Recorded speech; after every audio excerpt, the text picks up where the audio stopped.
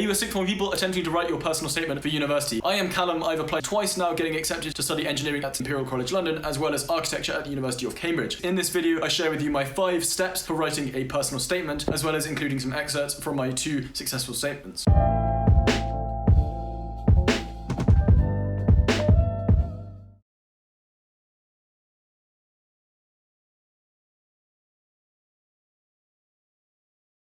Step 1. Why do you want to study your subject? Your entire personal statement should essentially be the answer to that question. So if you could take your entire finished statement and summarize it into one single sentence, then that sentence would directly be the answer to the question, why do you want to study your subject? So the first thing that I recommend you do is literally work out what that answer is and write it in one sentence and commit it to a piece of paper. Why is this so important?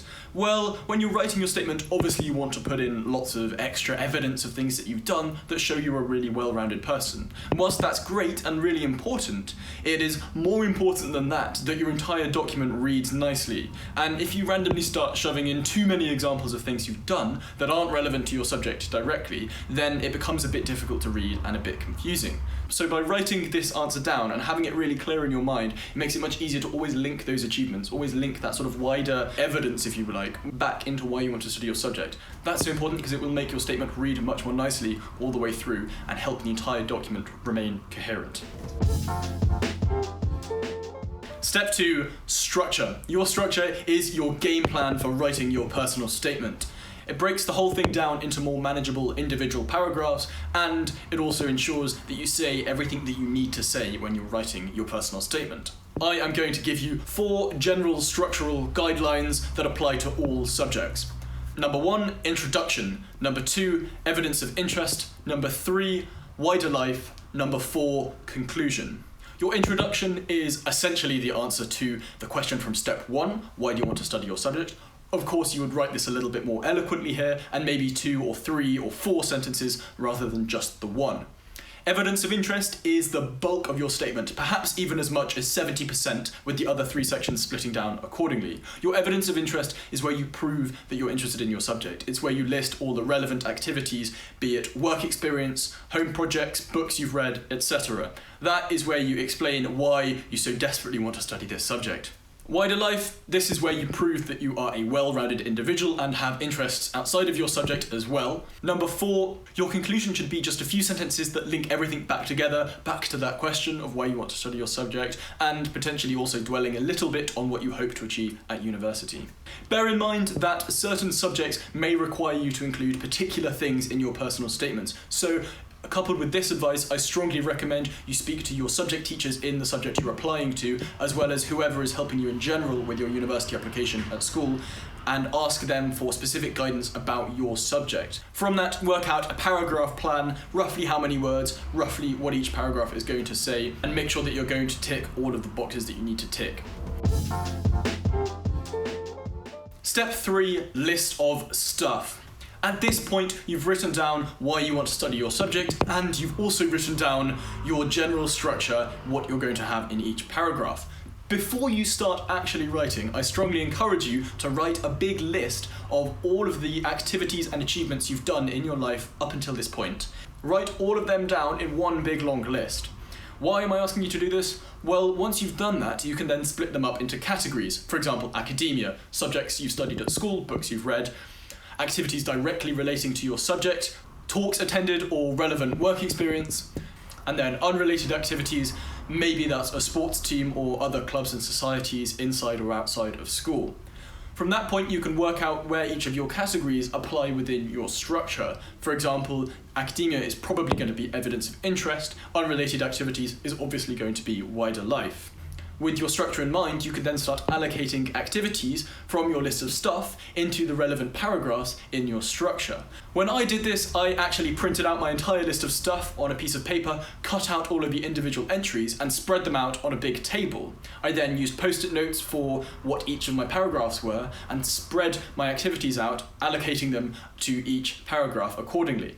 Of course, you won't be able to include everything on your list of stuff, but this method will make it easier to directly compare activities and work out which ones are important enough to include and which ones you need to cut out. you should end up with a more detailed analysis of your structure, not just your individual paragraphs, but the specific examples of activities and achievements that you're going to include in each one.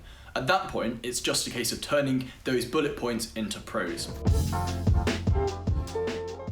Step 4, start drafting. Now, not only do you have your main theme, why you want to study your subject, and your overarching structure, but you also have the individual points for every single one of your paragraphs. At this point, it's simply a question of converting those points into prose, into actual writing. In order to do that, think about the experiences that you had with each of these various activities and achievements. Think about how they link back to your subject, think about what you learned from them, and how they told you that you want to study your subject. If you're having difficulty linking any of that back to why you want to study your subject, then probably an indicator that it's not as relevant as you thought it was, and maybe it's a good opportunity to cut it out.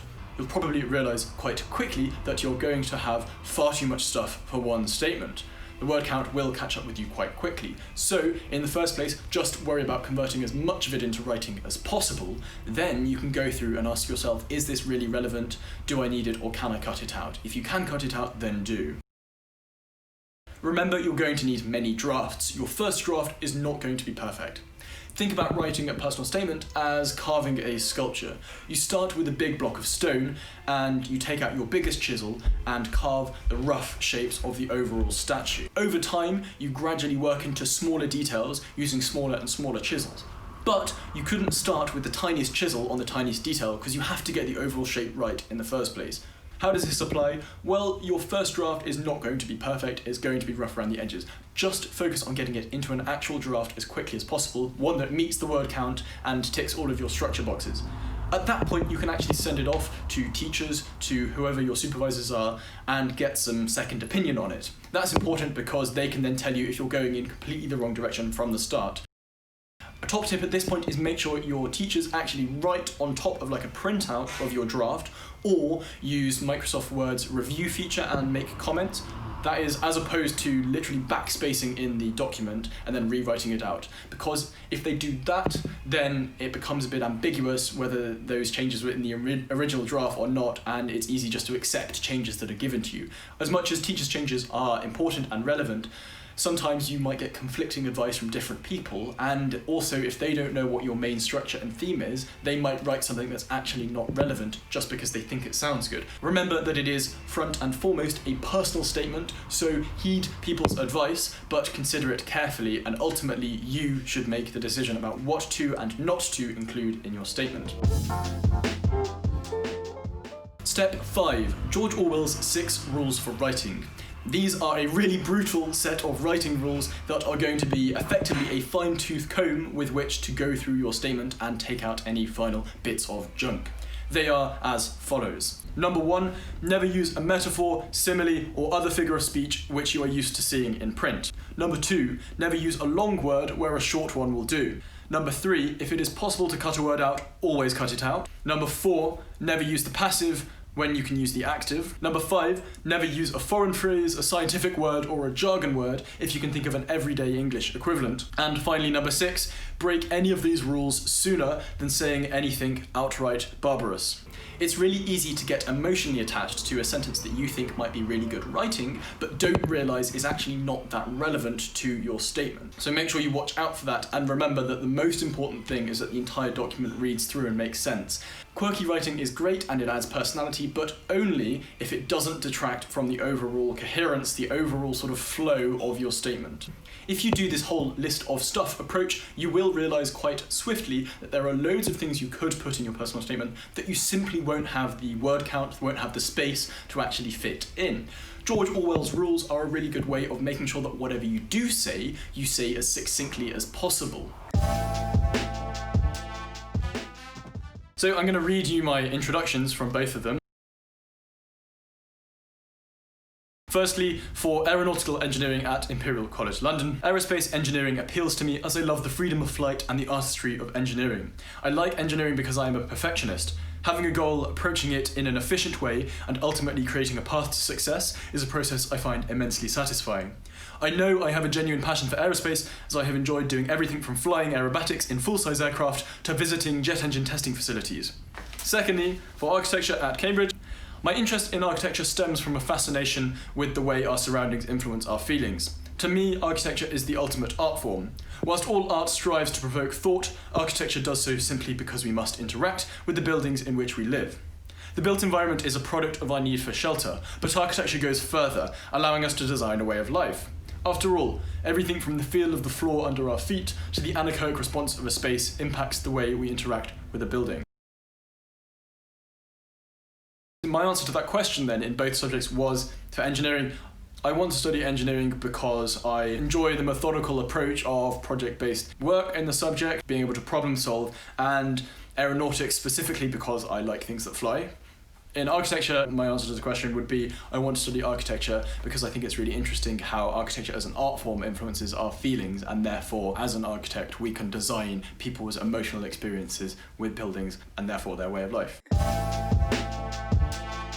Writing a personal statement is all about screaming why you want to study your subject, backing it up with evidence, but most importantly doing all of that as succinctly and to the point as you possibly can. If you can write a really simple but clear introduction and conclusion, then fill the middle with loads of really hard-hitting, straight to the point evidence of why you want to study your subject, and make the entire document read right off the tongue really nicely and coherently, then you will have a really great personal statement.